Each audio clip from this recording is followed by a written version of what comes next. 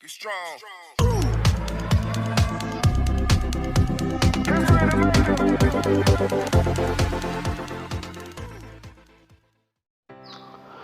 Assalamualaikum warahmatullahi wabarakatuh. Kembali lagi bersama saya Kang Kumis. Kali ini Kang Kumis kembali menemani Anda tentunya di channel Kang Kumis, channel yang selalu membahas seputar permasalahan rumah tangga, percintaan hingga perselingkuhan.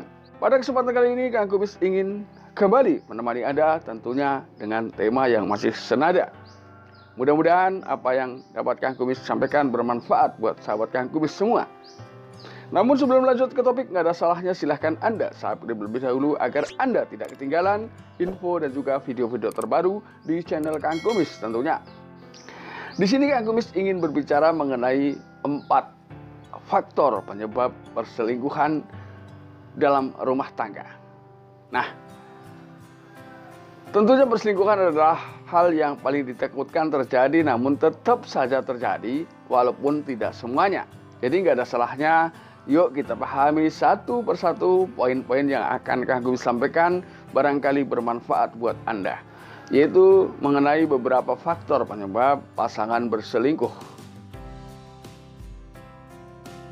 Mendasar ke beberapa penelitian, ternyata faktor usia di sini juga punya pengaruh penting terhadap seseorang, yaitu timbulnya atau terjadinya perselingkuhan di tengah kehidupan rumah tangga. Sebagian peneliti mengatakan bahwa pada usia 40 tahun itu juga terjadi rawan timbulnya perselingkuhan. Lalu kenapa demikian? Mendasar ke beberapa penelitian, memang di usia 40 ini khususnya bagi kaum wanita memiliki kecenderungan berselingkuh karena tumbuh kembali atau suburnya kembali hormon dopamin bagi seorang wanita. Lalu apakah punya pengaruh? Jelas, karena semua hal yang terjadi yang berkaitan dengan emosional hubungan itu adalah masalah hormon dopamin. Nah, hormon dopamin ini adalah hormon yang mendorong otak kita untuk melakukan hal-hal yang senada dengan emosional, terutama emosional hubungan suami istri. Nah, ketika di usia tersebut diyakini memang hormon tersebut subur kembali, atau mungkin bahasa simpelnya lebih dikenal adalah masa-masa pubertas. Itu yang pertama. Lalu apakah ada fakta lain? Nah, tentu. Yang kedua, yaitu diyakini pada usia kehamilan kedua. Ini tanda yang kedua ya, atau poin kedua ya. Pada kehamilan kedua ini diyakini pasangan atau suami juga cenderung melakukan perselingkuhan. Ini mohon maaf ya, karena apapun bentuknya yang namanya perselingkuhan, entah itu istri entah itu suami, ketika salah satunya sudah berselingkuh maka berdampak sama terhadap keharmonisan rumah tangga. Ini kehamilan kedua ya. Mohon maaf, ini memang ada prosentase yang terjadi pada masa-masa tersebut. Ini. Lalu kemudian yang ketiga, poin ketiga adalah ini diyakini menurut mungkin beberapa penelitian dan pengalaman, yaitu pada usia anak umur 3 tahun untuk anak pertama. Nah ini diyakini pasangan mudah melakukan perselingkuhan. Entah apa itu alasannya, cuman sebagian orang meyakini bahwa pada saat-saat tersebut adalah saat rawan perselingkuhan di tengah kehidupan rumah tangga. Ya, jadi ini mungkin sedikit banyak bisa Anda jadikan satu catatan buat kehidupan rumah tangga Anda. Ya, karena tentunya di usia-usia tersebut banyak hal-hal yang timbul dalam dirinya, termasuk mungkin adanya rasa penasaran ya terhadap hal yang sering dilakukan dengan pasangannya.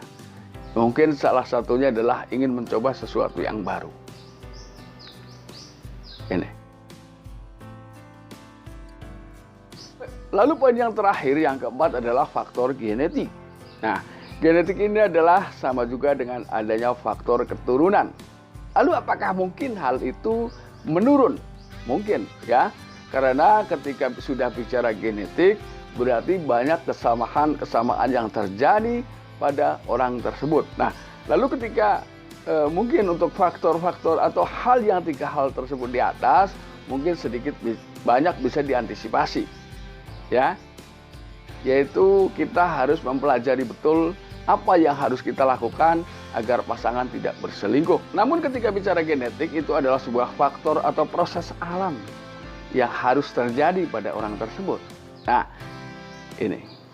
Namun berbeda halnya ketika kita sudah bicara dengan ketika Tuhan menghendaki semuanya akan baik-baik saja.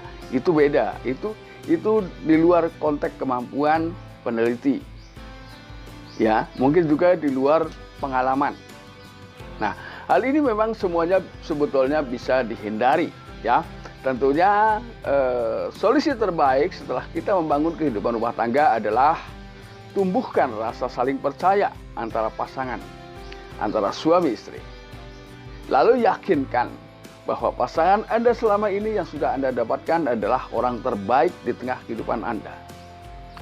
Karena hal ini dapat memberikan satu ketenangan saat kita betul-betul berada di tengah-tengah mereka. Ini. Tunjukkan hal-hal yang menimbulkan antusias rasa kasih sayang dari pasangan Anda terhadap Anda.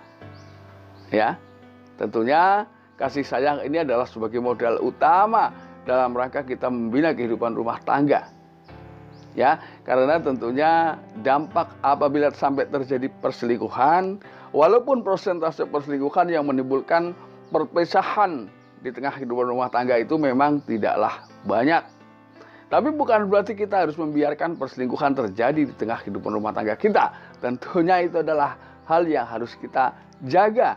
Jangan sampai hal tersebut terjadi. Karena setelah kita masuk ke jenjang kehidupan rumah tangga, tentunya menciptakan keluarga harmonis adalah menjadi tujuan awal kita. Nah, sahabat Kang Kumis yang Kang Kumis cintai, mudah-mudahan apa yang dapat Kang Kumis sampaikan bermanfaat buat sahabat Kang Kumis semua. Dan akhir kata, salam harmonis selalu bersama Kang Kumis. Dan wabillahi taufiq wal hidayah. Wassalamualaikum warahmatullahi wabarakatuh.